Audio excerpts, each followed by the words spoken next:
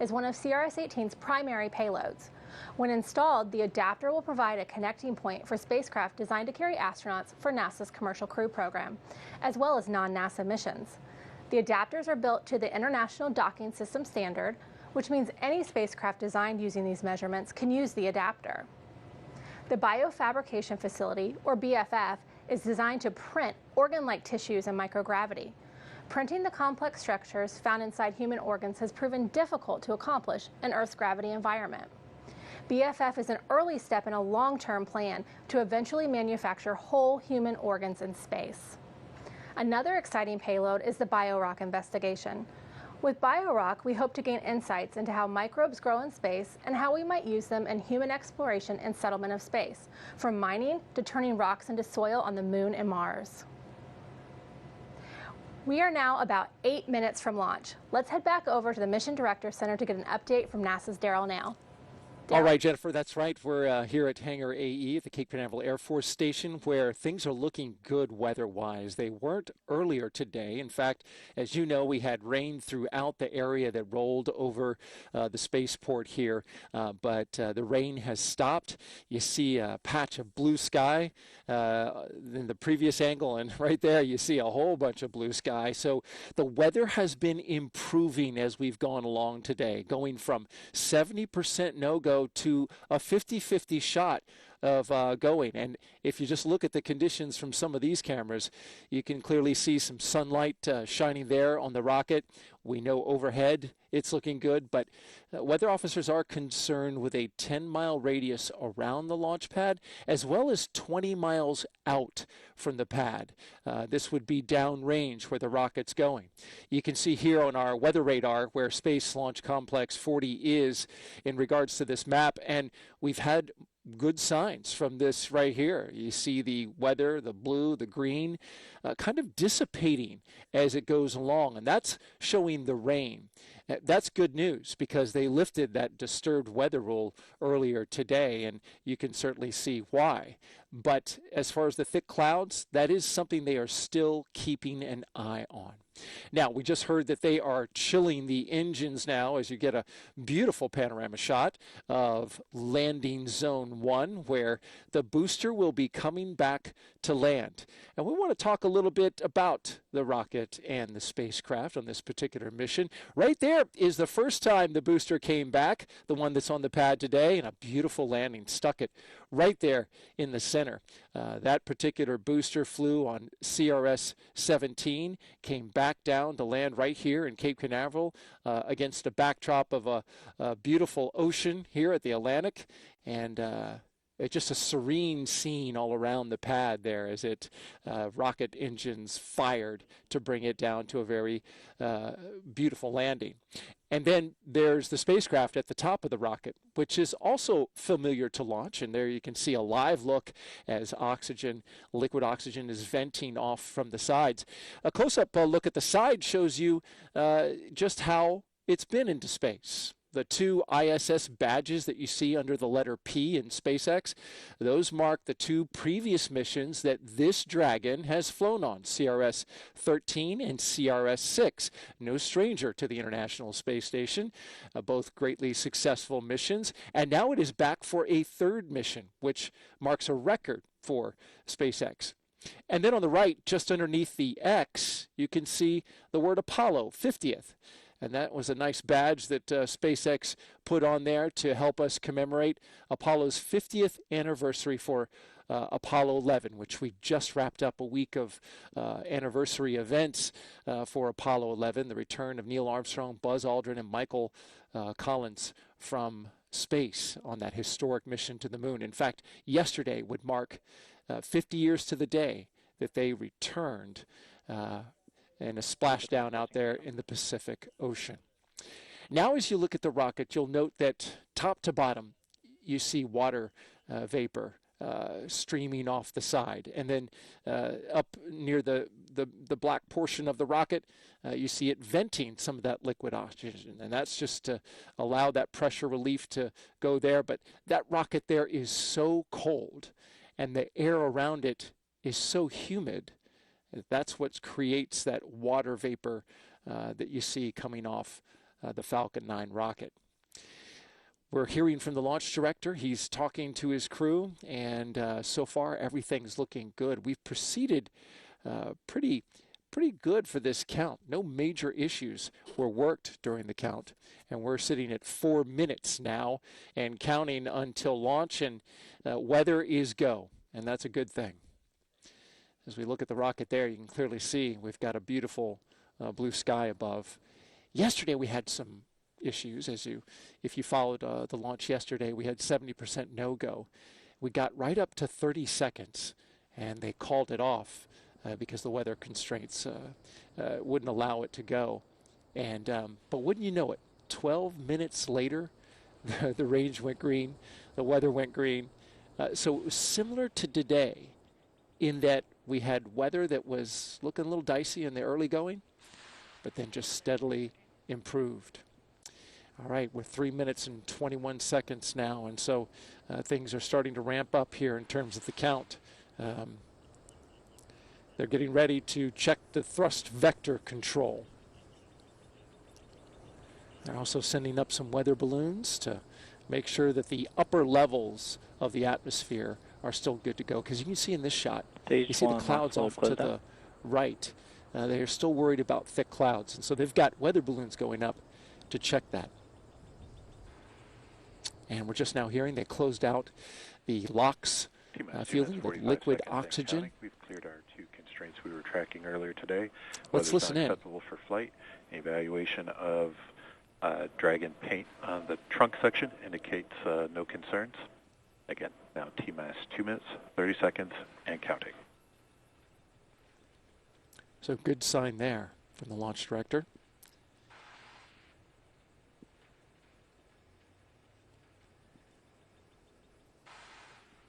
In just about 60 seconds, they'll put the Falcon 9 in startup, as well as the Dragon spacecraft.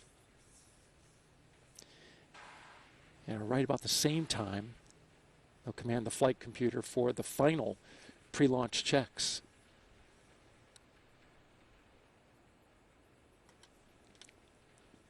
Stage 2 LOX load is closed out.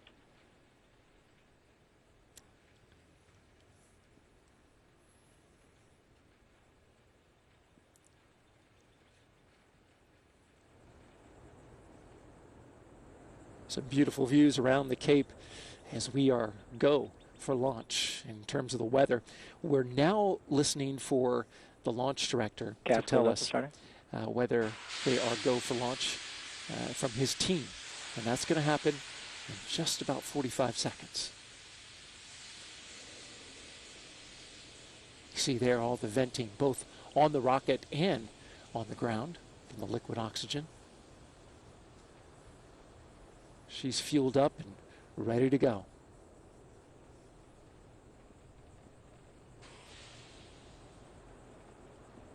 Falcon 9's in startup. Dragon is in startup. All right, now we're listening for that go for launch.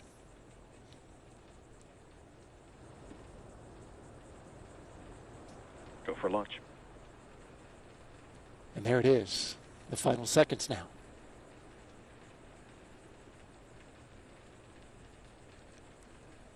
At about 18 seconds, they're going to flood the pad with water. Minus 30 seconds. And that's a sound suppression.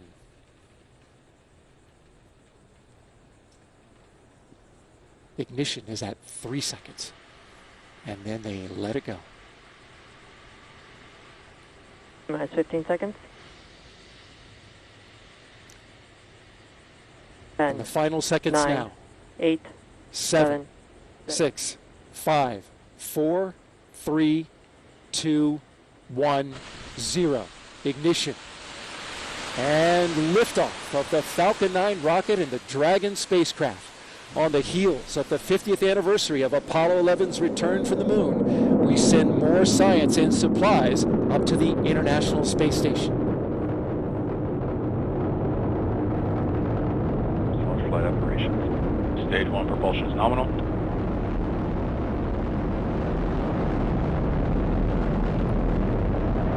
Vehicle is pitching downrange. Looking beautiful so far. great shot from the rocket.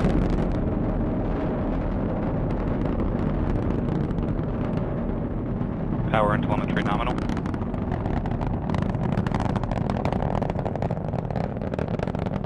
We're approaching max Q, maximum pressure on the rocket.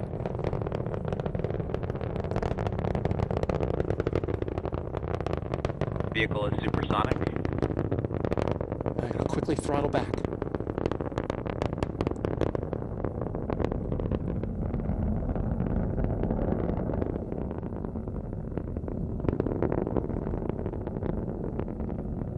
Vehicle is experiencing maximum aerodynamic pressure. MVAC engine chill. So they begin chilling the engine on the second stage to get it ready to go. Beautiful shot there, looking up the tail end of the rocket. And there's the Cape getting smaller and smaller.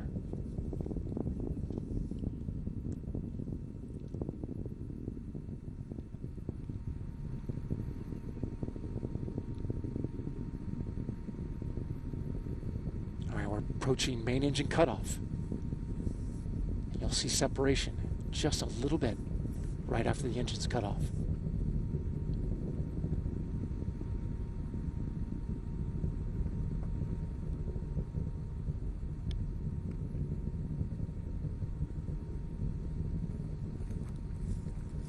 And down they go. Eco. There it is. Stage separation confirmed. And there goes the booster, which is coming back to land here at the Cape. MVAC ignition. Stage 1 boost back startup. And there it is. Great shot of that booster coming off as it performs the boost back burn.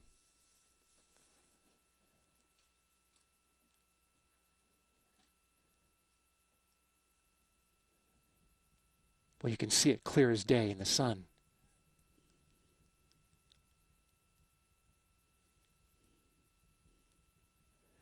That's the first of 3 burns as that booster gets ready to come back down.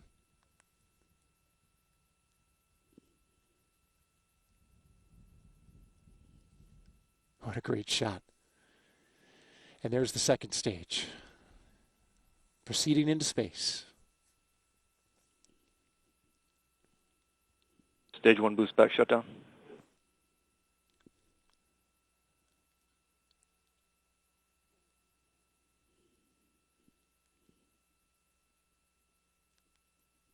Both vehicles are following nominal trajectories. See the grid fins being deployed? That's helped steer the booster back down to Earth. Acquisition of signal Bermuda.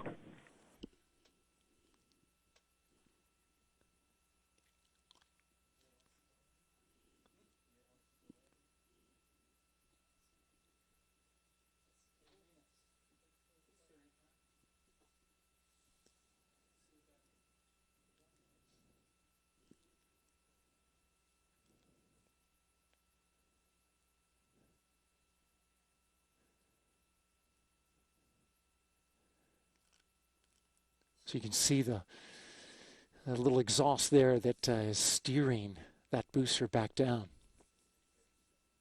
And that from inside the second stage. Still got a shot of that booster coming down. Now it's vertical. That's a great shot.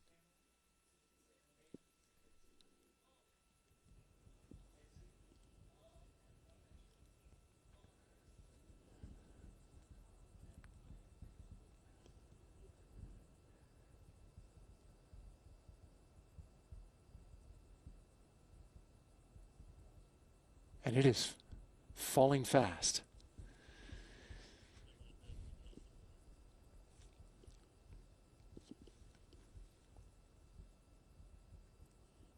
Both vehicles continue to follow nominal trajectories. So SpaceX confirming that everything's looking good for both the booster that's falling back as well as the second stage, the spacecraft that are getting ready to enter orbit.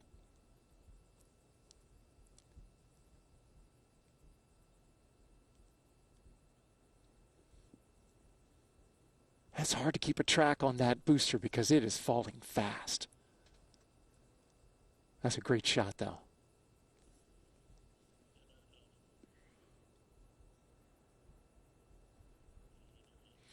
All right. Well, we're going to toss it over to SpaceX and let them take it from here for the landing of the first stage as well as the rest of the mission. Go ahead. Thank you, Daryl. In order to make its way back to our landing zone, the first stage is going to execute a series of 3 burns. The first is a boost back burn, which you've seen earlier, which is meant to slow the rocket down and orient it for re-entry. Shortly after this first burn, as you saw, the grid fins deployed. Those are the fins located near the top of the first stage, and they're deployed to help guide the rocket during descent. Following the boost back burn, Falcon 9 executes an entry burn, which is coming up shortly. It's to slow itself down before hitting the dense part of the atmosphere. Now last is the landing burn, which happens just before touchdown, providing the booster a soft descent to land. And our 4 landing legs also deploy at this time. You just heard the call out for the stage 1 entry burn. That'll go for about 10 to 15 seconds.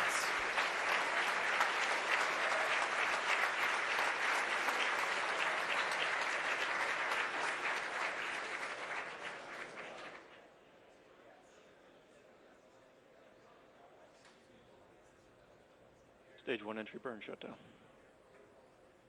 At this point, both the boost back burn and the entry burn have been completed, so we're just waiting on that final landing burn coming up in about 10 to 15 seconds. Let's keep an eye on the screen to see if we can see those engines light. Should be coming up in about 10 seconds. FTS is saved.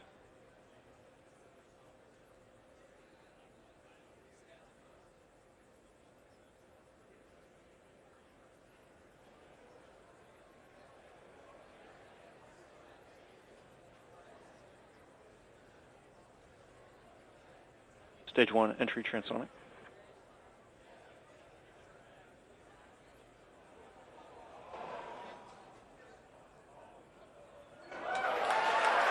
Stage 1 landing burn started.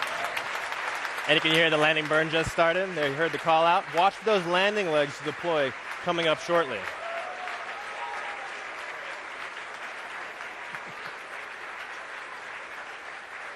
Stage 2 has entered terminal guidance.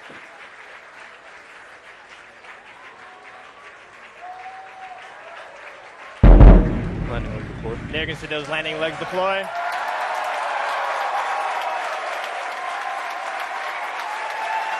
And touchdown of the Falcon 9 at our landing zone 1 in Cape Canaveral. You can hear me. Congratulations everyone here at SpaceX for another successful landing. This secondary mission is an important part of our commitment to vehicle reusability, and this marks the 44th successful first stage recovery. That's an amazing shot. Now back to our primary mission, continuing with our second stage on its way to desired orbit. The MVAC-D, or Merlin vacuum engine, that you should see on screen shortly, is preparing to power down as expected. And the second engine cutoff is coming up shortly. Let's listen in for that. At this point, there was a call up for a good orbit. Up next is deployment of Dragon from that second stage. Now when Dragon separates from the second stage, we will get the first glimpse inside its trunk. Dragon carries 2 types of cargo, unpressurized cargo in that trunk section, and pressurized cargo inside the capsule itself. At this point, we're about a few seconds or so from Dragon separation, so let's listen in for the call out on the net. That should be very soon.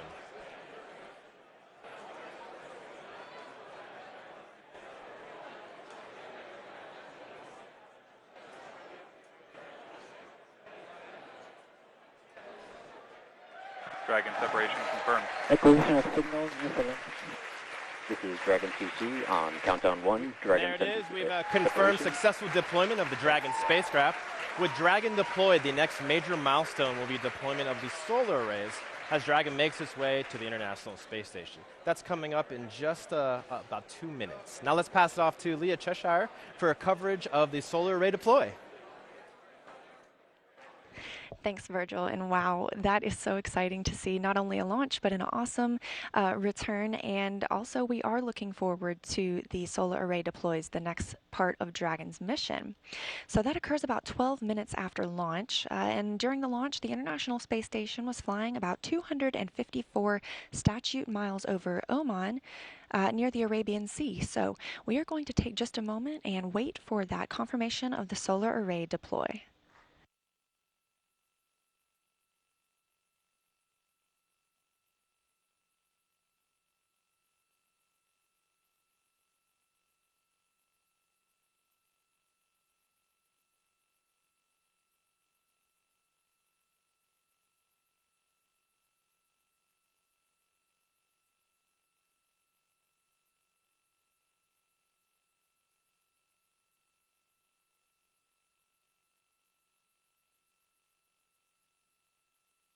This is Dragon CC on countdown 1. Dragon's propulsion system has successfully primed, and all thrusters report ready for firing.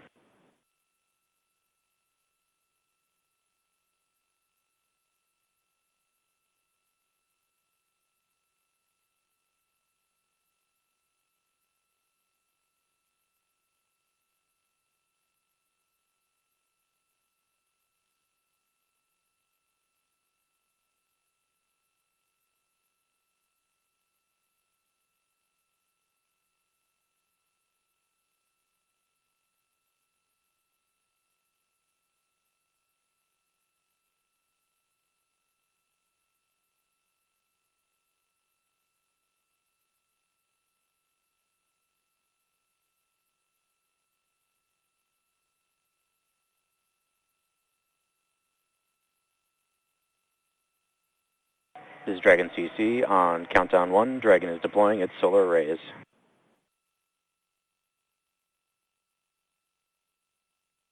A great shot there of Dragon beginning its solar array deploy.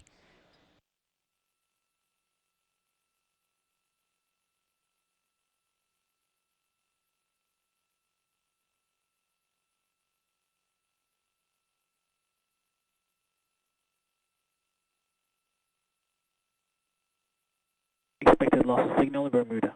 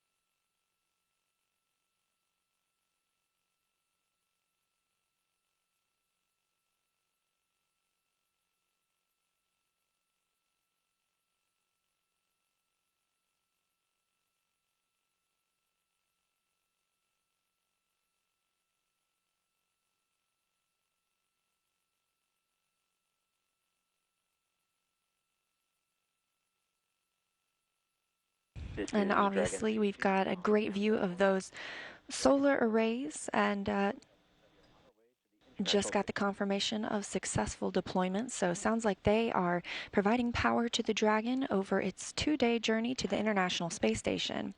Dragon will begin firing its thrusters to bring it up to the same level as the space station, which is traveling 17,500 miles an hour. And when it arrives on July 27th, it will be the 5th visiting vehicle on the space station. When it arrives, it has a few checkpoints that it'll meet. So first, it'll come upon the approach ellipsoid. That's an invisible line about 1 kilometer around the station, and that's when the joint operations begin between Mission Control and SpaceX. It'll then move on to a 250-meter hold point where a series of checks will be done on the Dragon, and then cross the 200-meter keep-out sphere. That's another invisible line around the space station. It'll move up to a 30-meter hold point. That's the final hold point for Dragon, and the crews will continue to do some checks on the vehicle to make sure it's ready for capture. It'll be about 10 to 12 meters away when Nick Hague takes the control of the Canadarm2, backed up by Christina Cook, reaches out and grapples this spacecraft. As we mentioned, he will turn those controls over to robotics controllers on the ground who will use the Canadarm2 to maneuver Dragon into a berthing position up at the Harmony module on the International Space Station. The crew will begin to access the cargo over the next month while Dragon remains attached before reloading it with supplies, science that's been conducted on the space station, and sending it back for a safe splashdown. But first, we're just looking forward to Dragon arrival, so after that successful solar array deploy, and now you know what's coming up next, you can join us for the live coverage on Saturday morning at 7:30 a.m. Central Time. With all of that, thank you, Jennifer, and back to you at Kennedy Space Center. Thanks, Leah. Joining us now is SpaceX's Virgil Kellehessen. Virgil, can you tell us a little bit about how launch went tonight? Be my pleasure, Jennifer. We had a beautiful launch at Space Launch Complex 40 today and also a re-landing at Landing Zone 1. This was our 7th mission to launch a flight-proven Dragon to the space station. I can confirm Dragon is in good orbit as we saw. The solar array is deployed on time and the GNC bay door opening should be underway shortly. Dragon is on its way to the International Space Station on track for capture on Saturday morning at approximately 10 a.m. Eastern Daylight Time. After berthing, the astronauts aboard the ISS will unload those 5,500 pounds of crew supplies and payloads. Then Dragon will return to Earth after approximately 1 month stay at the orbiting laboratory. All around, it's been a successful mission so far. And with that, I want to thank you, NASA, the Air Force, the FAA, and all of our customers for their support and hard work to ensure today's launch was a success. Back to you, Jennifer. Thanks, Virgil. Along with all the supplies and equipment for the astronauts aboard the space station, there's also a tremendous amount of science on this mission. Here's a look at those investigations.